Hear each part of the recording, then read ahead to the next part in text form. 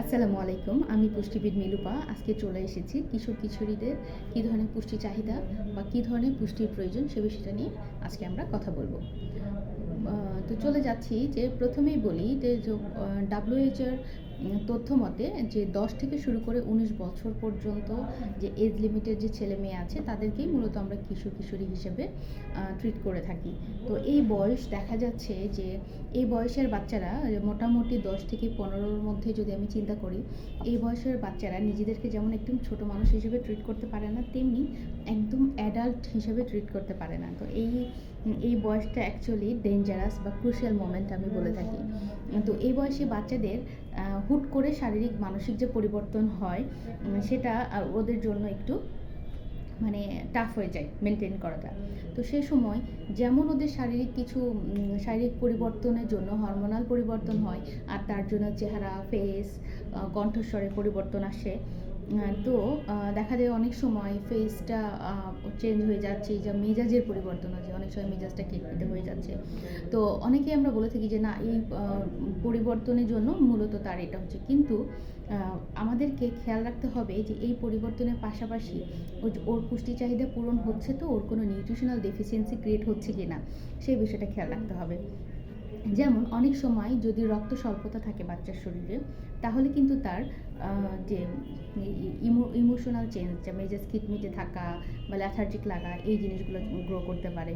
সেক্ষেত্রে আমাদের যথেষ্ট আয়রন রিচ খাবার প্রোভাইড করতে পারি আমরা, যেমন কলিজা, যেমন শিং মাছ, মুরগির মাংস, কচু শাক।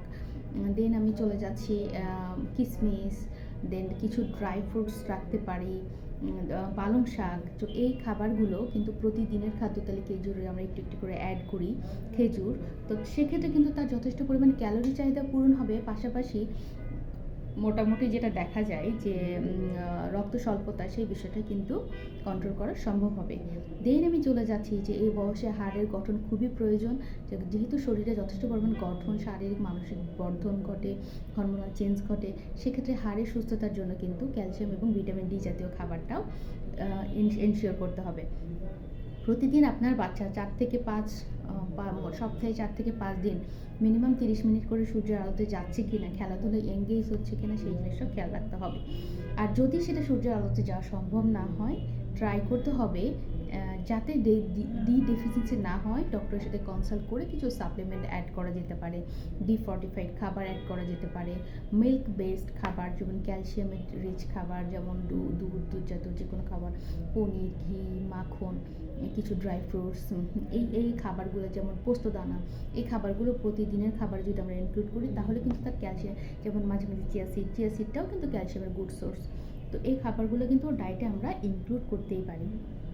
দেন আমি চলে যাচ্ছি যে ওর এই খাবারগুলোর পাশাপাশি মোটামুটি সিজনাল যে মৌসুমি ফলগুলো থাকছে, যে কোনো একটা টক ফল আপনি আপনার ওর খাদ্য তালিকায় রাখতে পারেন। যেমন আমড়া হতে পারে, জাম্বুরা হতে পারে, আমলকি হতে পারে। এখন যে সিজনাল সেগুলো একটা রাখতে পারি, পাশাপাশি বিভিন্ন কালারফুল যেমন ড্রাগন আছে, দেন পাইনঅ্যাপেল আছে, পাকা পেঁপে অ্যাভেলেবেল আমাদের দেশে। তো এই কালারফুল ফ্রুটসগুলো কিন্তু যে কোনো একটা, মালটা হতে পারে, আপেল হতে পারে। তো এই খাবারগুলো যেটা আপনার হাতের কাছে অ্যাভেলেবেল, সেই খাবারটা কিন্তু ওর খাদ্য তালিকায় অবশ্যই রাখা উচিত। পাশাপাশি ওর রুটিনের দিকে একটু খেয়াল করতে হবে যে ও পর্যাপ্ত পরিমাণে ঘুমাচ্ছে কিনা, যথেষ্ট পরিমাণে পানি খাচ্ছে কিনা, কারণ যথেষ্ট পরিমাণে লিকুইড খাবার যদি ওর খাদ্য তালিকায় না থাকে, ডিহাইড্রেট হয়ে যাবে। এত পুষ্টি উপাদান সব এনশিওর করার পরেও যদি পর্যাপ্ত পরিমাণে পানি না থাকে বডিতে, সেক্ষেত্রে কিন্তু ডিহাইড্রেশন গ্রো করবে, যেটা ওর স্বাস্থ্যের জন্য হানিকর হতে পারে। তো ট্রাই করতে হবে ওকে মোটামুটি ক্যালোরি এনহ্যান্স করার জন্য ঘি, বাটার, চিজি খাবারগুলো আমরা খাদ্য তালিকায় দিতে পারি, এবং মর্নিংয়ের মানে সকালবেলা ব্রেকফাস্ট যাতে স্কিপ না হয় সে বিষয়টা খেয়াল করতে হবে। ইভিনিং স্ন্যাক্স যাতে হেলদি হয় সেটা গেল। অতিরিক্ত পরিমাণে ফুড পান্ডা বা বাইরের খাবারগুলো ট্রাই করতে অ্যাভয়েড করার জন্য, এবং ট্রাই করতে হবে বাসার হেলদি খাবারগুলো যেন ওর খাদ্য তালিকায় ইনক্লুড থাকে। ট্রাই করেন অ্যাটলিস্ট সপ্তাহে একদিন হলে সামুদ্রিক মাছ খাওয়ার জন্য, এবং কিছু বাদাম, সিডস খাদ্য তালিকায় আমরা রাখতে পারি। বা এখন মোটামুটি যেহেতু অনলাইনের যুগ, তো আমরা প্রায়ই দেখতে পারি যে খেজুর বিভিন্ন সিডস দিয়ে নাড়ুর মতো তৈরি করা, সেগুলোও কিন্তু করলে ওর জন্য হেলদি হবে। বা চিজ ব্রেড বা চিজ দিয়ে যে কোনো একটা পুলির পিঠা বা সমোসা, এই টাইপের খাবারগুলো যদি বাসায় মেক করা যায়, সেগুলো কিন্তু ওর জন্য হেলদি হবে। আর যথেষ্ট পরিমাণে ফাইবার রিচ কার্বোহাইড্রেট, যেটা লাল আটার রুটি, লাল চালের ভাত যদি ডায়েটে ইনক্লুড করা পসিবল হয়, সেটা তো খুবই ভালো হবে, খুবই হেলদি হবে ওর জন্য।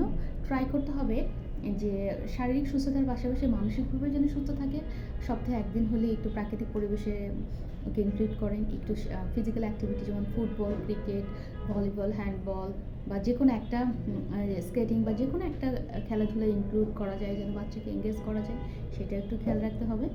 এবং সর্বশেষ একটা কথায়, যে রাত জেগে গেমস বা টিভি দেখা বা যে কোনো সিরিজ দেখা থেকে নিজেকে দূরে রাখতে হবে। এই জিনিসগুলো অ্যাকচুয়ালি একটা বাবা মাই এনশিওর করতে পারবে সন্তানকে বুঝাতে এবং সন্তানের একটা হেলদি লাইফস্টাইল গ্রো করতে। সবাই ভালো থাকবেন, সুস্থ থাকবেন। আল্লাহ হাফেজ।